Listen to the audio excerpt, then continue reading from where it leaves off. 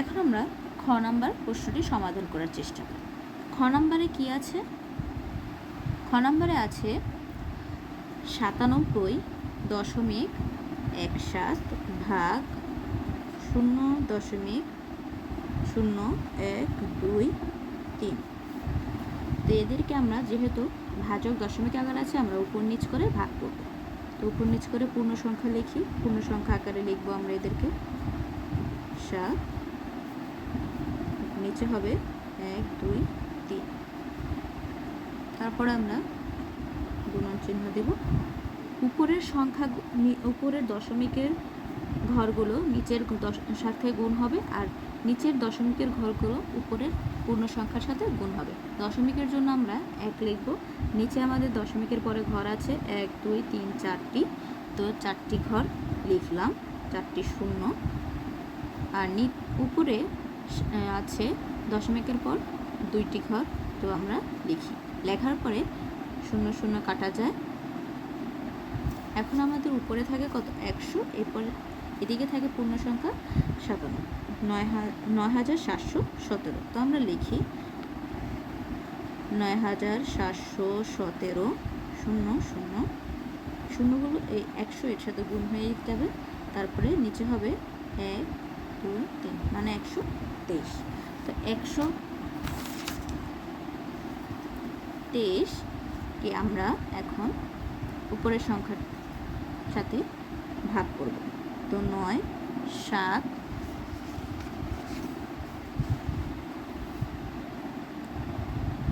1 7 0 0 লিখলাম।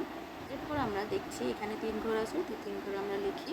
3 ঘরে এখন দেখা যাচ্ছে 971 আছে। তো 971 এর সাথে আমরা 123 গুণ করি, দেখি 971-এর কাছাকাছি যাওয়া যায় কিনা। তো 971-এর কাছাকাছি যাওয়ার জন্য আমাদের প্রথমে 123কে গুণ করলে 7 বার আমরা গুণ করব। 7 বার গুণ করলে দেখা যাচ্ছে এখানে 861 হয়। তো এখন 861, এখানে 1 থেকে 1 চলে গেলে 0, 7 থেকে 6 গেলে 1, 9 থেকে 8 চলে গেলে 1।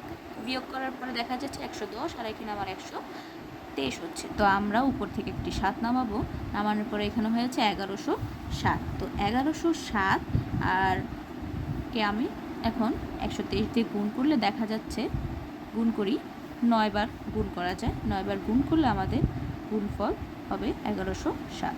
এখন আমাদের এখানে হয়েছে, যেহেতু আমাদের এখানে উত্তর দশমিক আকার শূন্য আসছে, তো পরবর্তী শূন্যগুলো নামানোর দরকার নেই, আমরা হুবহু শূন্যগুলো এখানে বসিয়ে দেব। এখন আমাদের খ নাম্বার প্রশ্নটি সমাধান হয়ে গেছে। এখন আমরা গ নম্বর প্রশ্নটি সমাধান করার চেষ্টা করি। গ নম্বরে দেওয়া আছে 0.168 ভাগ 0.0125। এখন একে আমরা উপর নিচ করে সমাধান করব। পূর্ণ সংখ্যা আগে পূর্ণ সংখ্যা লিখব। এখানে আছে 125। এখন এদের গুণ করব। গুণ করার পরে উপরের দশমিকের ঘরগুলো নিচের সাথে গুণ হবে, নিচের দশমিকের ঘরগুলো উপরের সাথে গুণ হবে। তো গুণ করি, নিচে 1 2 3 4, 4টি ঘর আছে। তো 4টি ঘর দশমিকের জন্য 1, তারপর 4টি শূন্য। এরপর উপরে দশমিকের পরে 3 ঘর আছে, তো দশমিকের জন্য 1, তারপরে 3টি শূন্য। তো এখন আমরা 0 0 কাটাকাটি করলাম।